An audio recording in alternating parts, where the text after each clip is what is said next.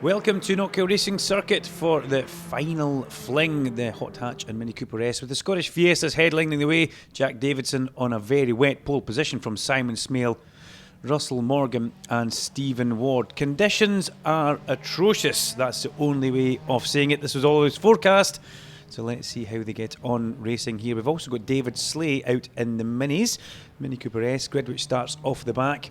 Angus Tosh and Ollie Mortimer, Mr. Unbeaten this year. Let's see what Mortimer can do.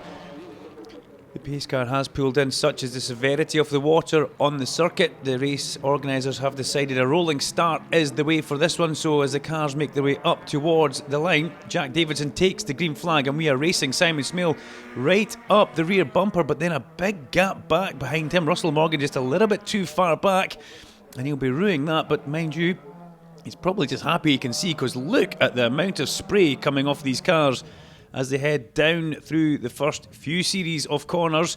Jack Davidson already sliding the back of his Fiesta through the apex of McIntyre's as he makes his way down towards Butcher's. The rest of the field all making their way through, and I've got to say tippy-toeing their way through, because these conditions bad for the drivers, even worse for the marshals as we go on board with Jen Marr.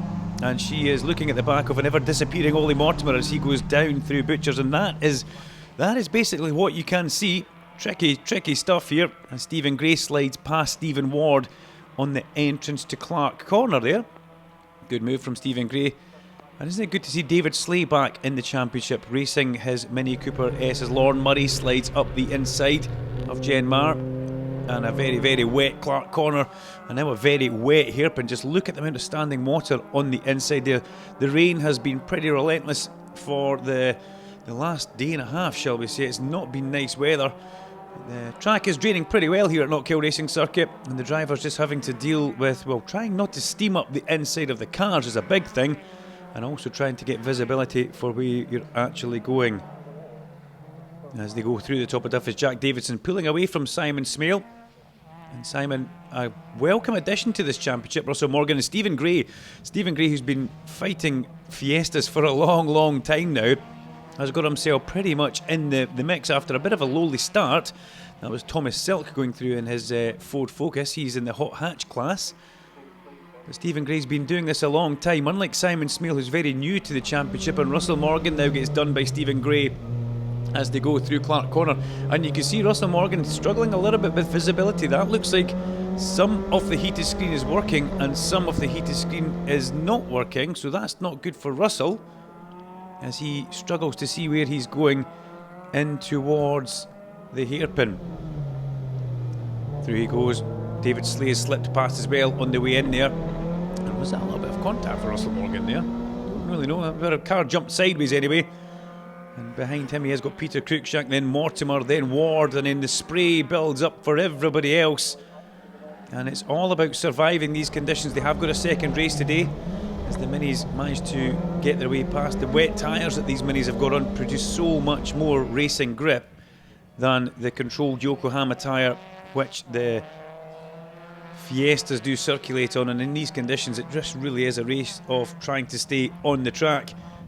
The Scottish Fiesta, Hot Hatch and Mini Cooper S Cup, all supported by Farmer Autocare. So if you're needing some tyres, that's always a good place to maybe head in these conditions as Mortimer comes through Clark. And Ollie trying as hard as he can just now to catch up with David Slay. He will not want David Slay coming into this championship and stealing away his glory. So heading towards the hairpin, we pick the camera back up. That's Russell Morgan and Peter Cruikshank. Peter buying a brand new race suit, looking pretty dapper when he got into the car this morning. So great to see Peter still enjoying his racing after all this time as the cars make their way up the main straight, and over the crest of it they go, underneath that Beatson's Bowring Supply Bridge. And everybody just streaming through past the finish line, which is right in front of the timekeeper's hut. And David Slay's now caught up with Jack Davidson, Simon Smale in the Sci-Tech Racing Fiesta, with Ollie Mortimer right up his rear bumper as they go down through Butchers. That's not an overtaking place, but Ollie looked like he was going to start trying to thread the needle through there. A very difficult one for him to do as the rest of the field all stream through. The floppy bollards still in one piece, which is quite impressive actually. Didn't expect them to last too long. As through goes Stephen Gray in the white car. Behind Stephen Gray, we would have Russell Morgan, Peter Cruikshank, Stuart Scott as well involved in that. And we also will have Stephen Ward further down as we pick back up with the all-white car. A car in need of some sponsorship there. Would that be Stephen Gray? A little bit hot into the corner. Misses the apex by just a little bit, but having said that, in these conditions, maybe searching out for a little bit more grip off the actual racing line as they go over the crest of the hill again. Stephen, unfortunately, with one headlamp working. Not that he will need that, but it doesn't look that great for the TV cameras as Slay comes through McIntyre's in the number 77 DSR Mini. David Slay Racing runs a very successful campaign for quite a lot of drivers. Does Dave, and he has been a mini champion himself in the Celtic Speed Mini Cooper Cup, and also putting together one of these new minis as well, the Cooper S version. As that Russell Morgan we went on board with, there's Mortimer comes through Clark sideways. Jack Davidson just wishing he had a little bit more grip. He could probably keep up with these guys because the wet is a big leveler for the power. The minis are more powerful than the Fiestas. But having said that, it's all about grip. These minis do run on slicks and wet weather tyres, and as I've said earlier on, the wet weather tyres will give you so much more grip in these horrible, tricky, wet conditions. As you can see, we haven't had a wet meeting at Knockhill like this for quite some time, and the very last one of the year, well, it's not going to dry today, folks. That's pretty much dead cert, as Angus Tosh pulls out in his mini to go past Peter Cruikshank on the main straight, and is Mortimer starting to catch David Slay now? It looks like it. The gap on the last lap was 1.7 seconds. Has it come down anymore as Lorne Murray slithers up the inside? Good controlled overtake from Lorne there. So easy to lock a wheel on that standing water on the inside, but Lorne manages to get away with that one. He'll be pretty happy with that. He's had a very good season in that challenge car. There are two kinds of Fiesta out there. We have the all-singing, all-dancing car as Simon Smale takes one through Clark's, but then there's a slightly cheaper version with less suspension, shall we say, and a cheaper option of roll cage, and that's the one that Lorne Murray's in. You can build those cars pretty cheap, and PCR, Paul Curtis, in the paddock, probably the man to see about anything Fiesta-ish as everybody comes through Clark scrabbling for grip. Yes, Mortimer now, as they go through the top of Duffus, all over David Slay, who was sideways through the apex of Duffus. Good catch from Davey, still trying to gather that up as he comes through McIntyre's. So that number 77 Mini looks just that little bit more lively than the number 70 Mini of Ollie Mortimer. These guys, they go back a long way. They've raced each other in all sorts of cars, maybe even as far back as XR2s. Definitely in the Celtic Speed Mini Cooper Cup, and now they're in the Mini Cooper S Cup, and these R53 cars as Stephen Gray leaves McIntyre's to go down Butchers with Angus Tosh homing in on the back of him.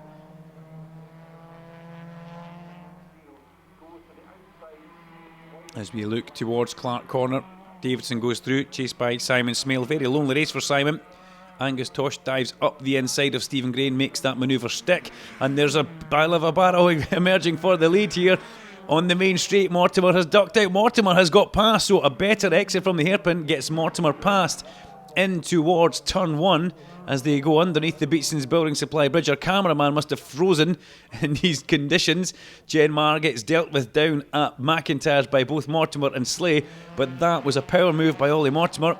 I would imagine a better exit from the hairpin up the main straight. David Slay tried to cover it with one move, but then back towards the inside went Ollie Mortimer, and he took that position, and he now leads the race. Mortimer in the lead of the race and still showing his very flamboyant style to David Slay, who's, he's seen that quite a lot. As Mortimer and Slay. Now, can Angus Tosh get himself up into third place on the road? That's a big question for Tosh as we look through the raindrops towards the two leading minis that leave the hairpin, now leading the race overall on the road. Mortimer, Slay, big gap back. It will be Jack Davidson that we can see coming through. Then it should be Simon Smale, but Angus Tosh definitely getting faster throughout the course of this race. As the cars make their way down through Butcher's area now. Car number 29 is Duncan Langton making an appearance, a very welcome appearance in the Farmer Autocare Scottish Fiesta Hot Hatch and Mini Cooper S Cup race here at Knockhill, and Duncan's chosen a very, very wet race to come and showcase that number 29 car. He stays well out of the way to the two leaders as they come through. A green flag there. Was there a car off at the bottom of Duffus? Green flag at McIntyre's usually means car off at the bottom of Duffus, and that could have been Thomas Silk in the background, but we can't get a visual on that, so we'll just have a throwaway little guess. As round the outside, Russell Morgan keeps his foot in it there, goes sideways. When a front wheel drive car goes sideways, you have to absolutely bury your foot on that throttle pedal. It's quite a strange feeling, but you've got to do it, otherwise the car will keep rotating. You put your foot down on the throttle pedal and it drags the car straight, but Stuart Scott's used that to his advantage and got through alongside Russell Morgan now. And Russell tries to leave the hairpin, but Stuart Scott, he's been here doing Fiestas an awful long time as well. A lot of experience inside that number 3 car as he makes his way up the main straight. And David Slay now attempts to put more pressure on Ollie Mortimer as Angus Tosh has got past Simon Smale. We just saw that flashing past on the main screen there, on the main straight I should say. So Tosh has passed Smale, and Angus's next man that he will be chasing will be Jack Davidson, car number 2 there. As Jack goes down through Butchers and over the chicane, and there's Angus Tosh in pursuit now. We go on board with Jen March. She's had enough of this. You can see her look in the mirror. She's staying well out of the way of any leaders coming up behind her, and she's making that quite difficult for Jack Davidson. Jack, though, goes by in very flamboyant style, slides into view in Jen's car, and past he goes. But Jen, brand new to racing this year, doing a cracking job. She will not be used to these weather conditions, and if you've never done it before, it takes a little bit of getting used to effectively not being able to see where you are going. David Slay now back ahead of Ollie Mortimer as they go through the chicane. So Mortimer under siege from Slay as Thomas Silk does go through shot there, so I don't know who that was off earlier on. As we go back on board with Lorne Murray, Slay chases the car through Clark Corner and Mortimer chases Slay through Clark Corner. The cars were very, very much at the limit all the way through there. And Slay trying to defend from Mortimer on the inside here. As they come in towards the hairpin, and they managed to get through there. Mortimer, is he playing with David Slay? What is he doing? We shall soon find out as they come up and over the crest off the hill. Not a great deal of time left in this race as we look from the exit of turn 3 McIntyre's back towards the apex of Duffus Dip, and Mortimer up the inside of David Slay. Slay sideways. Mortimer has an overlap through the left-hander, but David Slay can cover that off. Mortimer's trying the cut back. David Slay runs a bit wide, but Mortimer wasn't close enough. And I've got to say, maybe a little bit sleeping there for Ollie. Not used to seeing that. Now David Slay making that little mini as wide as he possibly can all the way around the circuit here as they go back up the straight towards Clark Corner. Through goes Stephen Ward. And the mini race has now come alive. Mortimer tries to force David into a mistake. Yes, Slay runs a little bit wide there into the gravel at the exit of Clark's as we now pick them up from the hairpin. Who will emerge first into the hairpin? It is Mortimer, who is back in the lead from David Slay. David throws everything at the hairpin as much as he possibly can, but effectively runs out of road on the way in there. It's been a fabulous fight for the car driven by the team owner, David Slay, number 77. Up to the checker flag comes Ollie Mortimer, though. And yes, he doesn't get it, but he does win the race. Checker flag goes to David Slay, and everybody else starts to come through. Did Angus Tosh, or has he got ahead of Jack Davidson? Yes, he should have, as Simon Smale comes through Clark's very, very sideways and flamboyantly. We wait for Stephen Gray to emerge into view through the murk. There he comes. Jen Marr tippy-toes her way through. Well done, Jen, completing this race. And the rest of the guys and runners all cross the line. David Slay, Angus Tosh, Jack Davidson wins the Fiestas ahead of Simon Smale, Stephen Gray and Peter Cruikshank. A very, very, very wet race there. Let's head down for some post-race interviews from Fiona.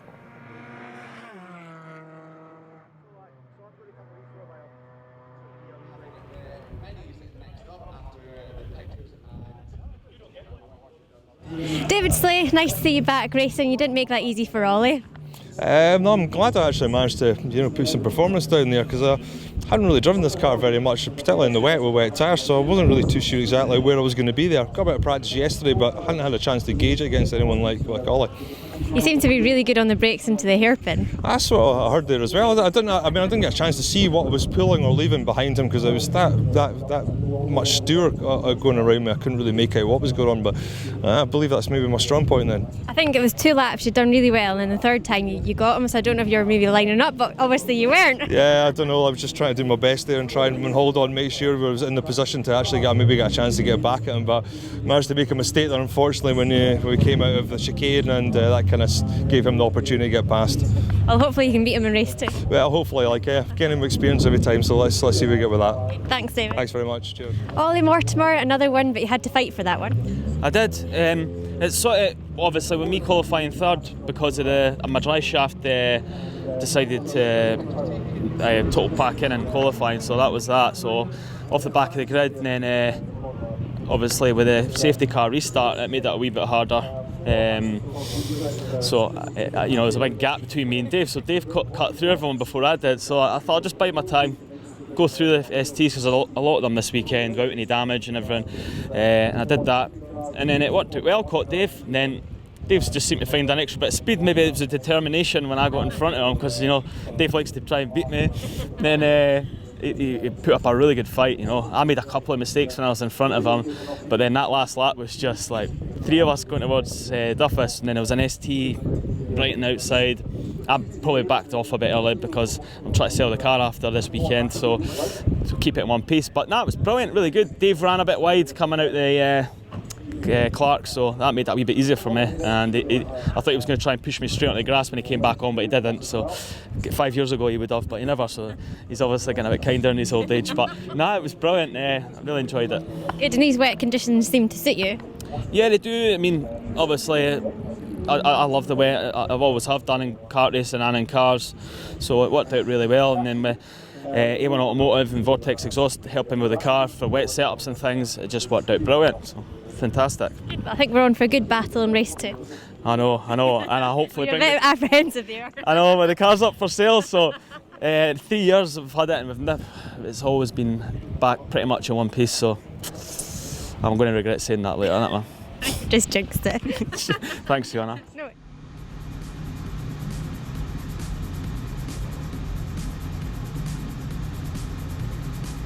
Race number 2 for the Scottish Fiesta's Hot Hatch and Mini Cooper S's. Jack Davidson, Simon Smale, the front row of the grid. The finishing order from race number 1. And race number 2 is just upon us here. A lot of onboards, slightly different look at the driver's actions in the car, and away we go down towards Duffus Dip. Lorne Murray was one of those cars. Jen Marr, another who we go on board with. And we just saw Russell Morgan as well. Breathe in, ladies and gentlemen, because this is Fiesta racing at its very best in tricky conditions. That was Simon Smale trying to rejoin the track and doing it at a rather funny angle after going wide at the exit of McIntyre's. The first race this morning, well, it was wet. You all saw that.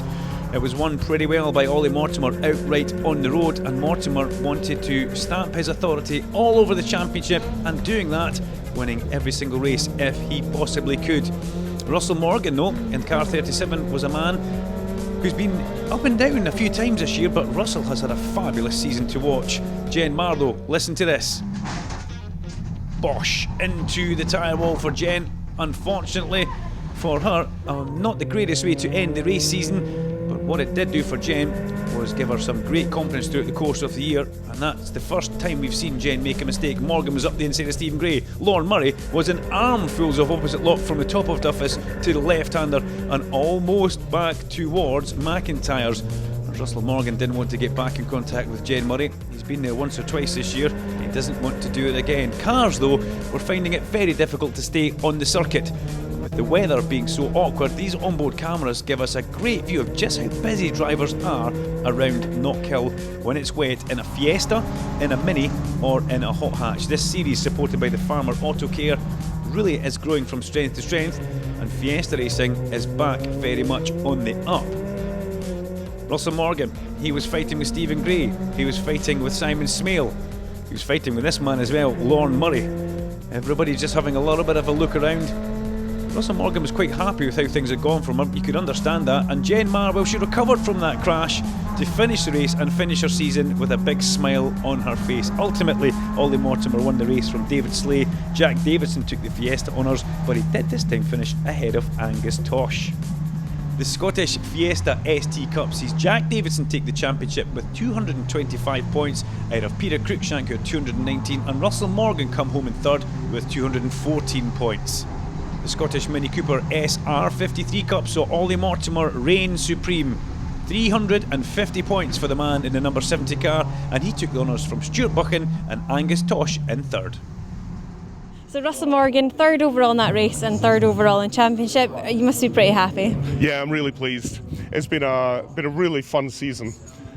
But the problem's been I've either had a really good weekend or I've had a really rubbish weekend, and I was hoping for a really good weekend this weekend, and here we go, got another trophy to take home, so that's really good. I'm really pleased with it. You had some good fights out on the track as well. Oh, it's been fantastic. Yeah, there's been a big group of us with very close times all through the season. So we've been racing together all the way through. It's been just fantastic, everything being so close. And there's sometimes a bit of a bump, but no one ever means to do anything, and it's all good fun. And what are your plans for next year? More of the same. We will see you back. We will see me back, yes, definitely. That's what we like to hear. Okay. Perfect. Well, enjoy your winter off, and congratulations once again. We'll see you in 2020. Thank you very much. See you then. So, Jack Davidson, you're our 2019 champion. How does that feel? Yeah, it feels good. You didn't make it easy for yourself at the start, did you? You didn't have the best of starts. No, definitely not. The start was not great at all. But coming down through McIntyres and stuff like that, Simon had an off, so I just kind of picked up and just kept going. I was struggling to drop the guy behind me, but I just kept pushing and pushing. Eventually got a bit of a gap, so I kind of just, once I had a bit of a good gap, I just stopped pushing as hard, just try and save the car towards the end. And are you going to be coming back next year to defend your title? No, I'm not. Not Fiestas. I'm selling my car. I'm going to do JCW down south with the BTCC next year, as I've been doing this year, and then we're going to do some Scottish stuff as well. Sounds interesting. Well, congratulations once again, and hopefully we'll see you back up here in 2020. Yep. Thank you. Thanks, Jack. So with David Slay and Ollie Mortimer, who have just finished the race here in the Cooper S Championship, and there is a lack of cars this year. What should people come out and race in this championship, and why? I think the problem is there is quite a few cars that have been built and put on the grid, but many of them actually are away working offshore and can't actually find the time to do it and get actually on it. Other people like Paul Wilson, for example, he's on antisocial hours with his job, and sometimes he just gets called and he has to turn up for work, and there's nothing he can do about it. If we could actually get us all together, the 8 of us together, we'd actually put up a reasonable grid and get a good dice between the lot of us.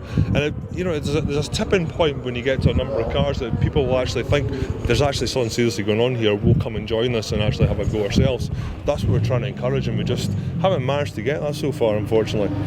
I mean, I think it's a shame because the cars, to turn them from a Scottish Mini Cooper Cup car to a Cooper S Cup car, it's not like massive. It's not a massive, big job. I mean, you could probably have it done in a couple of days, so everything, the wheels are the same size. All you'd really need to upgrade is the brakes, the engine, the wiring loom, and that's about it really, So I think it's a lot of the guys that have spent a long time in the Coopers should possibly maybe think about stepping up into something with slicks, like what the Mini Challenge runs and everything down south. So definitely a stepping stone in the right direction if they want to move on to something a bit more national and things like that, and make a name for themselves down south. So like they said, 11 cars. I'm hoping next year there'll be more out. I won't be out, but I'm going to sell my car, and I'll probably, if the person doesn't say they're going to do all the rounds, I'll not sell it to them. So if I can be that picky, but we'll see, hopefully.